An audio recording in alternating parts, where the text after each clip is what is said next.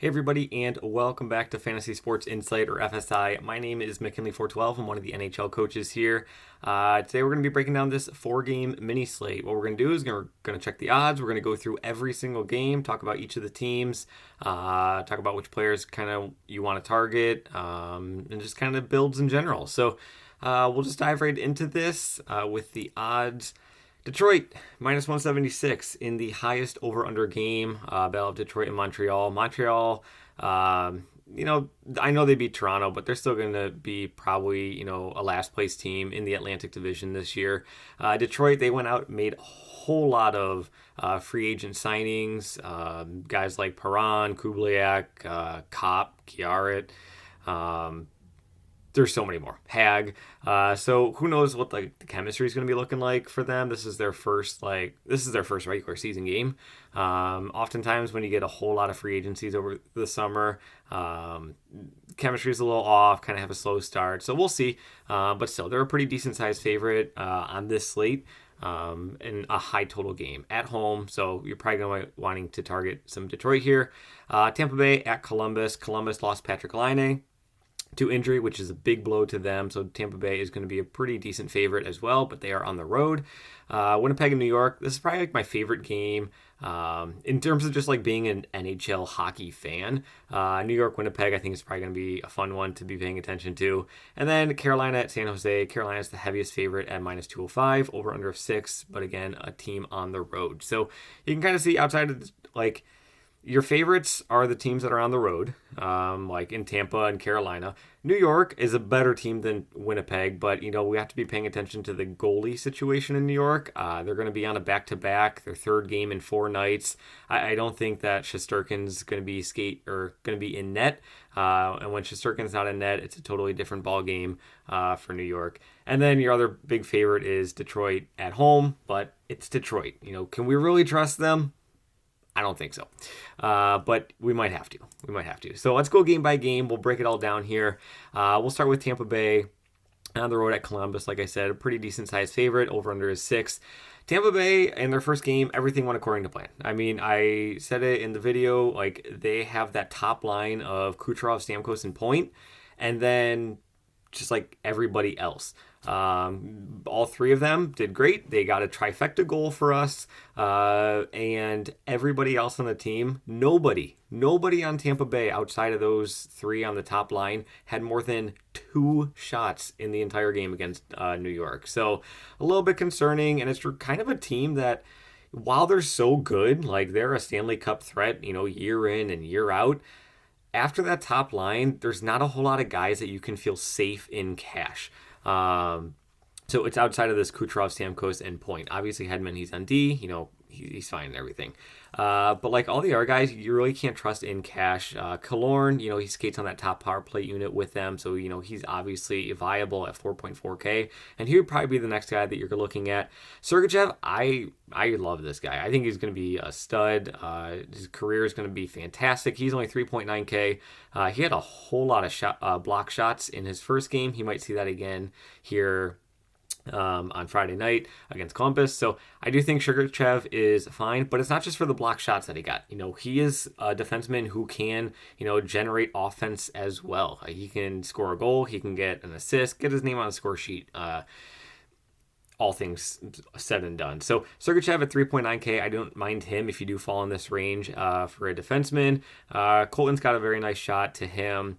But just going down through, it's just a bunch of names where, yeah, they're solid, depth players, and it's a great team, but there's nobody that I can trust in a cash game to do well and perform for me at this mid 4 tier salary. So Tampa Bay, I'm not super excited about in cash, but in GPP, awesome, go for it. Jam in that top line if you want, or even jam in the second line.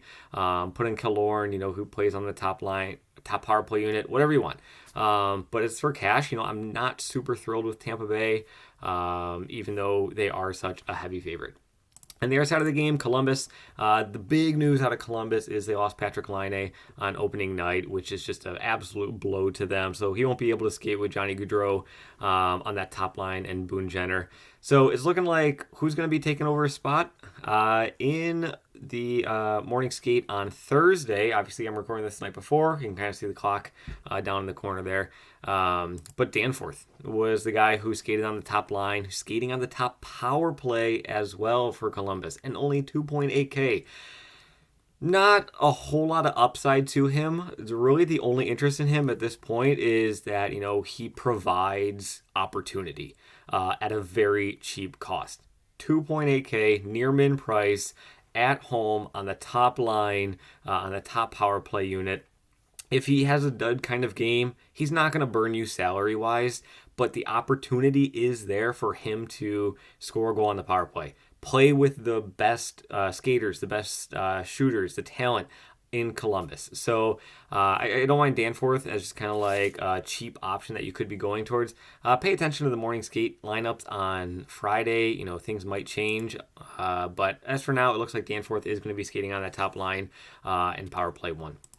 Next game, Montreal and Detroit. This is the game that has the highest over-under on the entire slate. On the Montreal side of things, let's just look at their defense first. Savard, he had 9 block shots in that first game. Not expecting that again. He is a block shot machine. Like, he kind of has been his entire career. Like, he's known for blocking shots.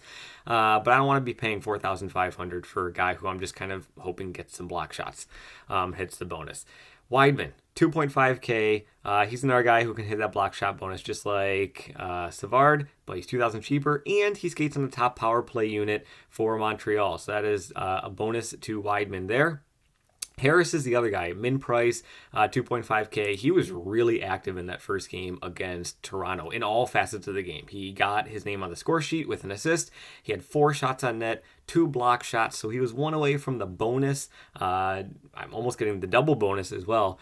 And he's a puck-moving defenseman, so he's got the capabilities of doing well. Min price, again, he's not going to burn you if he doesn't do well, but he's shown that, he can, jump into the play, jump into the rush, shoot the puck. He's not afraid to shoot the puck. He's not afraid to step into blocking a shot either. So I don't mind Harris as a nice min price play as well. Oop, not done talking about Montreal. But yeah, so Montreal, obviously, we know their top line, of Caulfield, Anderson, and Suzuki. They all skate together on a top power play unit, but, they're going to be probably matched up against Detroit's best players. So in hockey, if you don't know, the home team, after every faceoff, after every stoppage in play, before the faceoff, after every stoppage in play, the away team sets out, the line that they want, and then the home team can match it. So some teams do it differently. Some teams like to match their best line to the opponent's best line and do that. Some teams enjoy, the our team puts out, their quote unquote weakest players, their weakest defenders, and the home team says, we're going to throw out all of our studs and just see if they can score a goal for us there. So remains to be seen how that's done, but Montreal could see, this top line could see some of the Detroit's best defenders, especially Maurice Seider, and even just like their best forwards. If they're controlling the puck and possessing the puck, it means that these guys don't have it. So maybe looking to line 2 for Montreal could be an idea, especially in GPP. Like, it is the highest over-under game here. So their second line is Hoffman right here at 4.6K, Kirby Dach at 2.8K, and Sean Monahan, also 2.8K. Monahan skates on the top power play unit. Dach and Hoffman both skate on the second power play unit, so kind of a bummer that they don't skate on the same power play. But still, maybe you want to jump down to that second line and everything. On the Detroit side of things, kind of already talked about Moritz Seider. He's their best defender. He's like one of the better defenders in the entire league. He's going to have a fantastic career, absolutely fantastic career. But one thing I did talk about Detroit, even though they are a very large favorite at home, they have had a lot of turnover in their roster, and this is their first game of the season. So there could be some sloppiness, some chemistry issues. I know they've been practicing, but in-game, regular season, it's different. It's different. We all know this. But their top line, it's remained the same. So I think their top line is going to be very popular, especially in cash games. Dylan Larkin at 6.4K is very, very affordable. Bertuzzi at 5.6K And then Lucas Raymond at 5-1, I think is also just way too cheap. So those three guys, Larkin, Bertuzzi, and Raymond, all skate on the same power play unit. They're going to be skating at even strength. They're going to be popular, those three guys. Seider, Moritz Seider, combining him with them, correlating him with them, is going to be popular as well. But then, like the rest of the lineup, it's really jumbled up with just a whole lot of free agents that came in from other teams and really haven't skated together really at all. Andrew Kopp, he came over. Perron, he is a free agent. Kubliak, Hag, Olimata, forgot about mentioning him earlier. So there's just so many guys on this Detroit lineup that they're going to be sending out that are just new to the team, new to the system, new to each other, and skating on the same line. So there could be a little bit of early struggles. So maybe you do want to go Montreal in the GPP route, but still, I think Detroit is a far better team than Montreal is. They're at home. They're going to have the excitement. So maybe, I'm still probably going to have, I will. Detroit, I will still have some pieces in my cash build of that top line of Larkin, Bertuzzi, and Raymond. I won't say who, but I will have some shares of that. In this New York-Winnipeg game, this is probably my favorite game, just from like a hockey fan standpoint. The line one for the Rangers, if you don't know them, you know them now. After that first game, Zibanejad, he got a serious price boost up to $8K after he had a crazy opening night. He's doing well. I think last I checked on Thursday night, New York was up 4-1 on Minnesota. So that's one thing to consider as well. New York is going to be on a back-to-back with travel on the road. So third game in 4 nights, that's a big thing. I know we're early on in the season. There's really fresh legs, but still, third game in 4 nights with travel going from New York to Minnesota to Winnipeg, it can take a toll on your body. So maybe they are a little bit slower just because, Winnipeg on the other side, this is their first game. So they're going to be hyped up. They're going to be ready to go.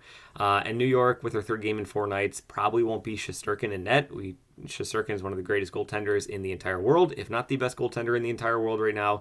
And if he's not going, it's going to be Yaroslav Halak, who is not the greatest goaltender in the entire world. And, he struggles. We'll just say that. He struggles. I mean, he's still an NHL goalie, but he's past his prime. And I think a big boost to Winnipeg if it is going to be Halak in net. But yeah, Zibanejad, Kreider, those are going to be your correlation on your line one. And it's the same thing as Montreal, though. Maybe you do want to go down to line 2 because their second line has looked really good. Panarin, Trocheck, and Lafreniere. Lafreniere at 3,000 might be one of my favorite value plays on the entire slate. He's been shooting the puck. He's shooting the puck quite a lot here. I think he might have already hit the shot on goal bonus, and they're only in the second period in Minnesota. But him and Panarin have been playing very well together. On that second line, Trocheck skates in between them. Panarin and Lafreniere, maybe you want to pair them up as like a nice correlation play for a GPP. Don't mind them at all. Panarin and Trocheck skate on the first power play unit. Lafreniere skates on the second, so there's a little disconnect in the correlation if you're trying to fit all three together. But still, I think that second line for New York is who I would be targeting in this game. Even maybe honestly in cash, I would be targeting Panarin and Lafreniere just because of the affordability of them. That top line of New York got a super boost in price, whereas Lafreniere at 3K might be one of my favorite value plays on the entire slate. K'Andre Miller, he's cheap in defense. You can throw him in there too. On the Winnipeg side of things, pay attention to the New York Rangers goalkeeper. If it's Shesterkin, I don't have a whole lot of interest in Winnipeg. I don't think it's going to be Shesterkin, third game in 4 nights, but you never know. Crazier things have happened. But if it is Halak in net, this top line for Winnipeg, I'm going to have a whole lot of interest in. Connor Ehlers and Scheifele. All three of those guys are fantastic. I think you can correlate them all. They do all correlate because they all play on the same power play unit as well. After that, though, it's pretty, from a fantasy standpoint, it's pretty ugly. It's pretty jumbled. There's nobody. It's kind of like Tampa Bay in that, like, nobody after that top line of Connor Ehlers and Scheifele do I have a whole lot of interest in. Pierre-Luc Dubois might be the one guy that I would have interest in. Outside of that, skating on the top power play unit. He does skate on the second even strength line. This is a guy who earlier in his career, he just did not shoot the puck a whole lot. He would constantly end up with 1, 2 shots a game, and he was really just only shooting at the front of the net, hoping for that goal. Last season, we saw a big change in him. He was shooting the puck a whole lot more. You can kind of see as I'm just kind of like scrolling through the logs here. He was shooting the puck a whole lot more. So like earlier in the career, he was in Columbus. Now he moved to Winnipeg. So, could have been the system, coach, whatever it was. But he's shooting the puck a whole lot more. So I do have some interest in Dubois at 4.9K. If you want to get off that top line from Winnipeg. But again, check the goalie for New York. That's going to be the big thing. Shesterkin's in. Not a whole lot of interest in Winnipeg. Shesterkin out. Give me that top line for Winnipeg. Absolutely love him. Final game on the slate, Carolina at San Jose. Carolina just beat Columbus, I think 4-1 is what it was. They let up more shots than usual, but this is a team that, you're not really going to be looking at their defense for block shots, but you can be looking at their defense for offensive production. Brent Burns and Slavin, they're going to be two guys getting the most ice time, probably getting like 23 to 25 minutes of ice time per night, and they both can generate offensively. Prices are a little bit steep. I don't think that pricing is going to be really an issue on this slate, though. But regardless, pricing is a little bit steep there. I'd probably rather go down to a guy like Brett Pesce or Brady Shea as like the defenders for Carolina that I would have some interest in. Calvin DeHaan, he was a guy last season that was like an FSI darling, but he played on Chicago, who was terrible and was just getting peppered with shots constantly, so he could get like a crazy amount of block shots, hit the bonus, get an assist as well because he would go up into the play. But on Carolina, they don't allow a lot of shots, and he's kind of buried down onto that third pairing for Carolina, so he doesn't see a whole lot of ice time. So if you fell in love with him last year, awesome, but I think this year, he's just kind of buried into the Carolina depths, so not a whole lot of interest there. As far as their forwards go, their top line, Teravainen, Aho, and Jarvis. Jarvis did see a little bit of a price boost there. He was 3.5K and like 60% owned in cash games at home. But this one's on the road. He's up to 4.5K. You could still play him there nice and cheap. But I don't have a whole lot of interest in this Carolina top line. I would be turning more towards their second line of Svechnikov, Wow, I just totally blinked there. You just witnessed it firsthand. Svechnikov, Kokaniemi down here at 2.9K, and Neches at 4.8K. So that's your second line there. I have more interest in them. Svechnikov would be the first guy that I'd be targeting. Neches after that, and then Kokaniemi from there. In terms of how the power play units shake out, Neches and Kokaniemi play on the second power play unit. Svechnikov does get on the top power play unit with the top guys like Aho, Burns, Teravainen, and Jarvis. On the flip side of things, you got San Jose. They returned from Europe after losing both games against Nashville. This is another, you got to pay attention to the injuries and see how things go. Timo Meier, if he is out, San Jose is going to struggle, especially on the left wing, because they just do not have any left wing depth after Timo Meier. They already got Barabanov off, so you're already down to Oscar Lindblom being your top line left winger. They might even just throw some other guy up at the top if he is out. Hoping is not for San Jose's sake. But yeah, so maybe you target the right wings of Carolina from there. So maybe you're going to be looking towards, Neches, like I mentioned, and Jarvis. So maybe, but yeah, Timo Meier, you got to be paying attention if he's going to be in, because if he's out, it's a serious blow to San Jose's offense, because they just don't have much of it in the first place. Ferraro, he's another guy day-to-day that you want to be paying attention to. Ferraro is an FSI legend. He went on a streak last year of 13 straight games with hitting the block shot bonus, but also producing offensively.